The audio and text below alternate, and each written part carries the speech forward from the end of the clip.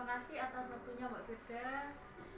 Sebelum saya mulai wawancara, perkenalkan nama saya Rana Salsabila Sundari, mahasiswi IAIN Jember, program studi Komunikasi Penyiaran Islam semester 6. Di sini saya akan menanyakan beberapa hal mengenai asuransi yang belum diketahui oleh masyarakat pada umumnya. Sebelum saya mulai bertanya, mungkin Mbak Firda bisa memperkenalkan dirinya terlebih dahulu secara singkat. Ya, terima kasih atas waktu yang diberikan. Assalamualaikum warahmatullahi wabarakatuh. Perkenalkan, saya Alivia Firda Purnomo. Sini saya selaku narasumber dari Mbak Rana Salsabila yang akan mewawancari saya. Kebetulan saya pernah berpengalaman praktik kerja lapangan di BPJS Kesehatan kurang lebih 2 bulan lebih. Di sini saya akan bertanya. Yang pertama yaitu saya sering mendengar dari teman maupun saudara, jika ada pasien yang datang dan menggunakan BPJS Kesehatan itu biasanya lebih ditinggal dan lebih didahulukan mereka yang menggunakan biaya pribadi. Nah, sebelumnya bagaimana sih sebenarnya alur penggunaan BPJS Kesehatan pada kejadian tersebut? Pertama-pertama sebelumnya dalam dunia kesehatan itu kita ada 2 fasilitas kesehatan. Yang pertama fasilitas kesehatan tingkat pertama, yang kedua fasilitas kesehatan tingkat kedua atau lanjutan. Yang pertama ini kita kenal fasilitas primer kayak puskesmas, klinik, dokter umum gitu. Kemudian yang fasilitas kedua ini atau yang lanjutan ini seperti rumah sakit tipe A, B, C gitu.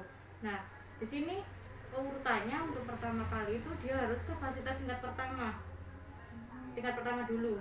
Kemudian setelah tingkat pertama ini gak bisa ditangani, baru dokter bisa merujuk ke tingkat kedua atau lanjutannya.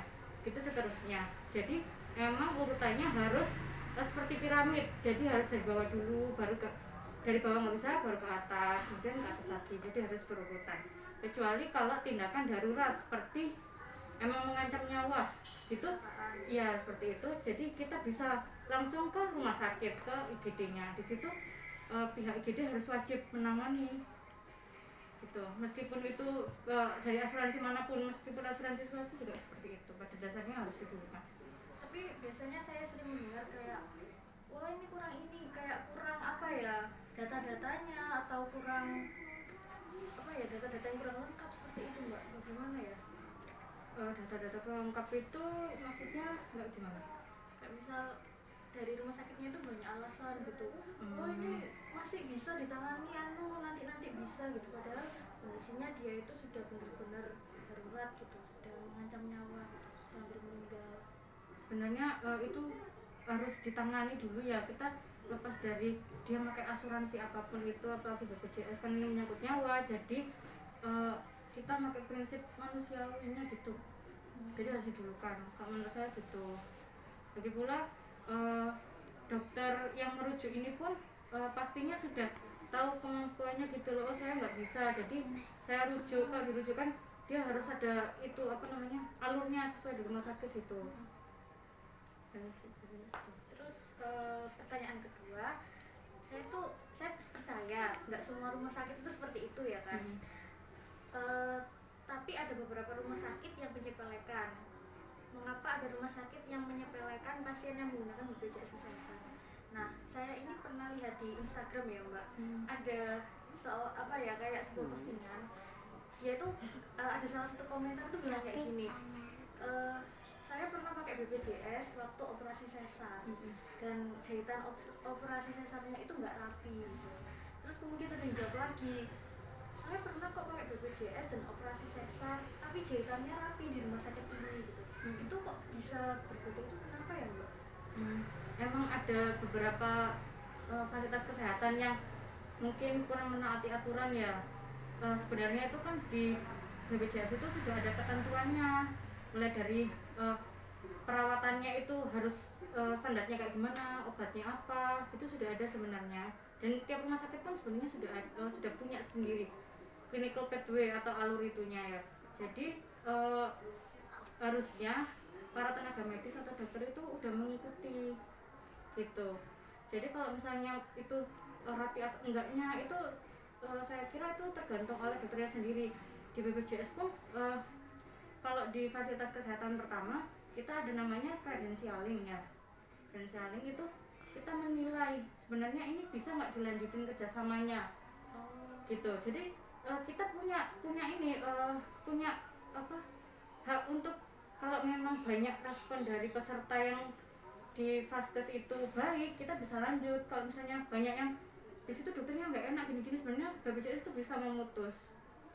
Jadi gitu, sebenarnya itu kita bisa mengambil kebijakan kayak gitu, tapi kita mempertimbangkan lagi bahwa nggak semua orang itu punya akses dekat ke rumah sakit tertentu. Jadi ya kita mau nggak mau mempertahankan di rumah sakit itu, cuma kita mengambil kebijakan kayak kita memberi apa ya, teguran atau seperti apa biar bisa jadi lebih baik gitu. Nah kalau apa kayak BPJS kan kerjasama sama rumah sakit ya, itu diperbarui berapa bulan sekali, berapa tahun sekali? Kalau di rumah sakit itu apa ya?